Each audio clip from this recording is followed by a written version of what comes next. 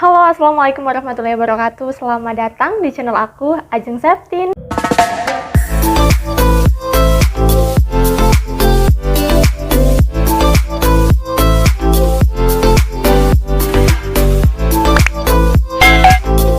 Di video kali ini aku mau bahas tentang tada. Ini tuh bukan aku nakutin ya guys ya, aku tuh cuma sharing aja pengalaman aku rasanya waktu dulu mengikuti atau melaksanakan UTBK. Semoga dapat memberikan gambaran dan juga sebagai ancang-ancang, terutama bagi teman-teman yang besok pada mulai tanggal 17 Mei ya, mulai tanggal 17 Mei melaksanakan UTBK SBMPTN.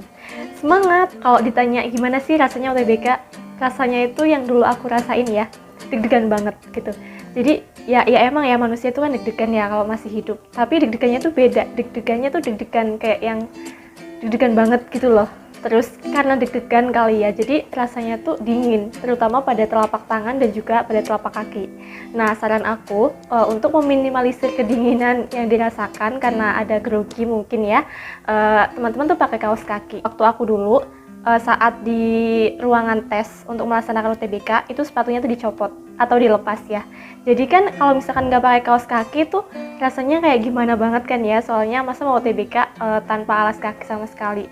Nah itu selain untuk meminimalisir kedinginan dan juga biar rapi gitu, maka pakai kaos kaki.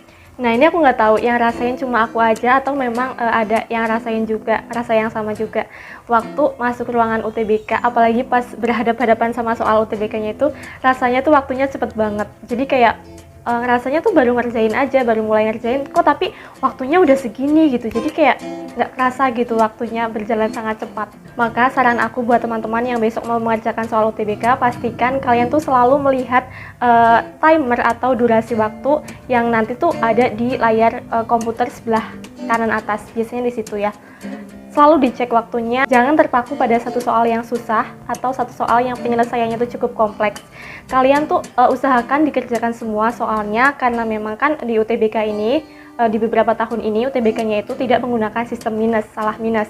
Jadi meskipun nanti soalnya salah, jawabannya salah itu tidak mendapatkan poin min, tetapi hanya saja tidak mendapatkan poin begitu. Jadi usahakan dikerjakan semua ya, jangan sampai ada yang kosong, karena itu sangat sayang sekali kalau misalkan kosong gitu. Kalau misalkan waktunya nggak cukup bisa ngasal, tapi dalam ngasalnya pun harus pakai trik ya teman-teman. Kalau aku dulu itu triknya itu aku ngeblok, misalkan ada beberapa soal, ada beberapa jawaban yang belum aku jawab. Ada beberapa soal yang belum aku jawab. Nah itu aku tuh blok, misalkan AA semua, BW semua, C semua, D semua, atau E semua. Jadi jangan bervariasi, karena kalau bervariasi itu peluang untuk benarnya itu lebih kecil, karena kan lebih bervariasi ya, begitu. Jadi kalau misalkan di blok, misalkan A semua, C semua gitu, kemungkinan jawaban C di kelima soal salah itu pasti ada kan. Nah kayak gitu. Jadi kalau misalkan ada beberapa soal yang belum bisa jawab dengan benar, dengan yakin, maka sebaiknya kalian itu diblok saja, misalkan A semua, B semua, C semua. Oke, jadi waktu kalian tuh udah sampai di tempat atau lokasi tesnya, kalian tuh disuruh menunggu dulu ya. Waktu itu aku disuruh nunggu dulu, kumpul dulu. Kalau waktunya udah sesuai dengan yang dijadwal, kalian tuh disuruh masuk. Terus dikumpulin di satu ruangan tunggu. Nah, di situ tuh dicek surat atau dokumen-dokumen yang disyaratkan oleh LTMPT. Yang itu loh yang ada di kartu peserta UTBK itu yang bagian bawah. Nah, itu dicek oleh panitia. Kalau udah satu-satu nanti dipanggil untuk cek suhu sama cek apa itu yang nanti di security itu di badan gini loh gitu. Terus kalau udah kayak gitu disuruh masuk ke ruangan tes. Nah, di ruangan tes itu alas kakinya dilepas ya. Jadi cuma pakai kaos kaki. Kalau misalnya kalian nggak pakai kaos kaki, dingin banget. Ya pokoknya pakai kaos kaki. Kalau udah masuk semua itu ya pesertanya, terus nanti dibacakan tata tertib kalian menjalankan UTBK. Dan nanti pun kalau misalkan ada yang ingin ke belakang, dipersilahkan dikasih waktu 10 menit, kalau enggak 15 menit gitu. Kalau udah misalkan 15 menit nggak ada, itu dimulailah gitu, dimulai untuk membuka soal UTBK gitu. Jadi kalau misalkan dalam waktu 15 menit itu nggak ada yang keluar, ya udah. Terus kalian misalkan tiba-tiba tuh pengen ke belakang, setelah waktu ditutup gitu, setelah 15 menit itu selesai. Itu nggak boleh ya, nggak boleh sama sekali. Pokoknya kalau udah ngerjain soal UTBK, kalian tuh nggak diperkenankan untuk keluar sama sekali. Tengok-tengok aja tuh nggak boleh gitu, apalagi keluar, nggak boleh banget. Makanya kalau dikasih waktu misalkan 15 menit untuk ya minum, untuk ke belakang, ya dimaksimalkan dilakukan gitu. Terus pas ngerjain soal UTBK itu soalnya itu random ya, jadi kan ada TPS, ada TPA. Nah TPS itu kan terdiri dari beberapa sub ya, begitu juga dengan TPA. Nanti tuh urutannya tuh acak, jadi nggak selalu PU dulu, terus PU, PBM dulu, enggak. Jadi tuh kayak dulu aku tuh PK dulu, aku PK terus PBM kalau nggak salah, PU baru PPU, yang bahasa Inggris terakhir kayaknya. Itu tuh kayak soalnya kayak gitu acak-acak, jadi setiap anak tuh beda, bukannya antara komputer yang di sini dan juga di samping kamu tuh beda, bukannya biar mungkin untuk mengantisipasi supaya tidak terjadi lirik-lirikan kayak gitu kali ya. Dan juga nanti kalau misalkan waktunya udah selesai kan setiap sub itu ada waktunya ya. Nah apabila waktunya udah selesai itu kalian tuh nggak bakalan bisa kembali mengecek sub yang itu, jadi langsung keluar ke sub yang selanjutnya. Misalnya gini, misalnya kalian udah ngerjain PBM, nah itu udah habis tuh waktunya buat PBM. Nah, maka langsung ke logout buat ngerjain tahap selanjutnya, misalnya PPU gitu. Jadi kalau udah ngerjain PPU tuh nggak bisa buka PBM, kayak gitu. Jadi ya maksimalkan kalian waktu mengerjakan sub itu. Oh ya, nanti kalian tuh dikasih semacam lembar gitu, lembar orat-oratan dari panitia. Dan tidak diperkenankan sama sekali membawa dari luar. Cuma yang dari luar itu boleh bawa pulpen ya, waktu itu boleh bawa pulpen. Dikasih lembar coretan. Nah setelah selesai UTBK tuh ngapain? Setelah kalian tuh selesai mengerjakan sub-sub UTBK itu, ya udah disuruh keluar aja gitu. Kan nanti udah kayak ke logout sendiri dan udah tulisannya selesai atau finish kayak gitu. Ya udah kalian keluar gitu satu-satu gitu. Habis itu ya udah bebas kemana aja, bisa keliling-keliling di pusat UTBK atau mau cari makan atau ngapain gitu ya. Kalau dulu aku tuh cari makan dulu baru ke kos gitu. Oke, selamat menjalankan UTBK semuanya, positive thinking ya, pasti bisa jadi maba tahun ini. Kalau misal ditanya soal UTBK itu susah apa enggak, aku juga bingung sih sebenarnya jawabnya susah apa enggak gitu, karena soal-soal di UTBK itu ada level-levelnya. Jadi ada yang mulai level mudah, bisa dikatakan mudah, sedang, dan juga level yang penyelesaiannya itu membutuhkan beberapa cara, nggak cuma satu cara aja. Jadi penyelesaiannya itu cukup kompleks ya. Dan mungkin waktu aku nggak bisa jawab itu karena aku memang nggak paham atau aku nggak belajar tentang materi itu. Jadi bukan soalnya yang susah sebenarnya, karena tingkat kesusahan atau kesulitan itu setiap orang kan beda-beda ya. Jadi jangan sampai kalian tuh dengar omongan atau berita tentang soal UTBK yang susah-susah jadi bikin kalian tuh takut, jadi down gitu. Jangan ya, karena tingkat kesulitan soal bagi setiap orang itu beda-beda.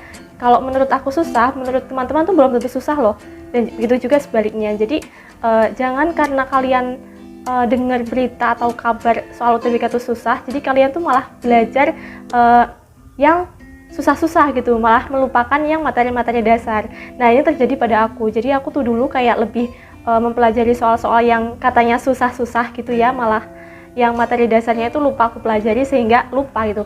Nah waktu di UTBK-nya itu aku malah menemukan materi dasar, kalau nggak salah itu tentang matriks di PK. Dulu kan aku tesnya itu kan cuma TPS aja ya, jadi cuma ada kuantitatif, pengetahuan kuantitatif yang ada hitung-hitungannya. Nah itu di hitung-hitungan itu, di PK itu tuh ada materi dasar tentang matriks. Nah aku tuh lupa karena aku tuh nggak belajar tentang materi dasar tersebut. Dan akhirnya ya aduh menyesal banget pastinya dong, kayak itu kan materi susah, itu materi mudah, termasuk golongan materi mudah, tapi kok aku nggak bisa jawab gitu.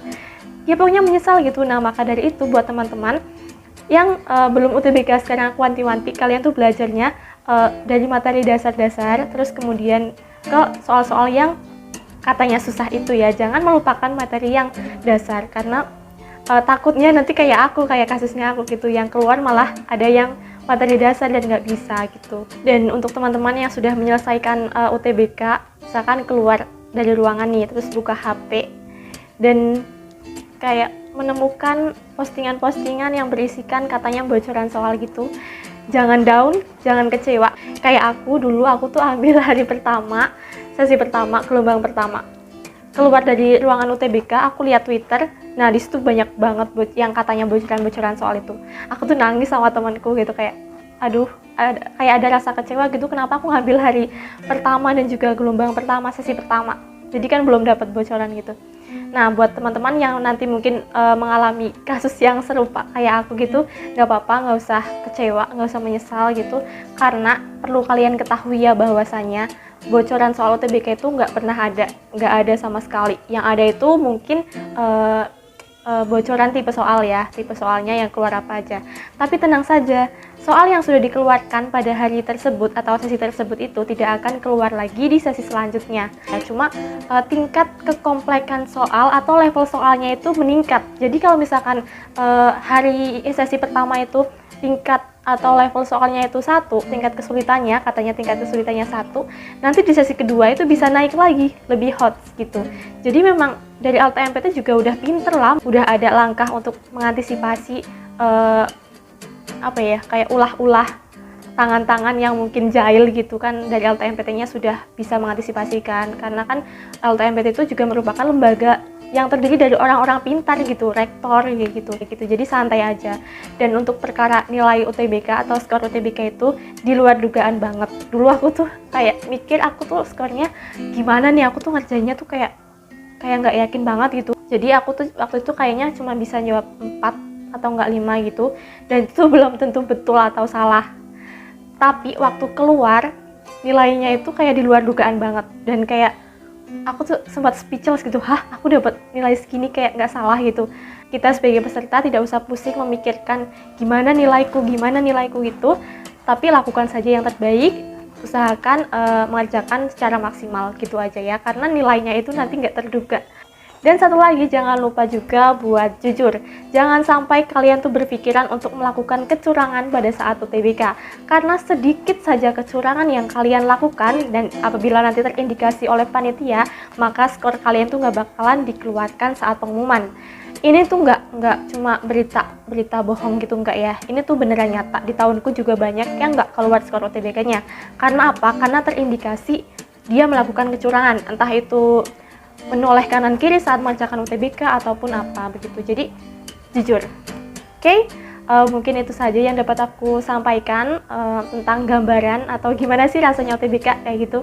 Nah, semoga tentunya dapat bermanfaat buat teman-teman, khususnya yang mau UTBK, supaya dapat gambaran gimana sih gitu UTBK.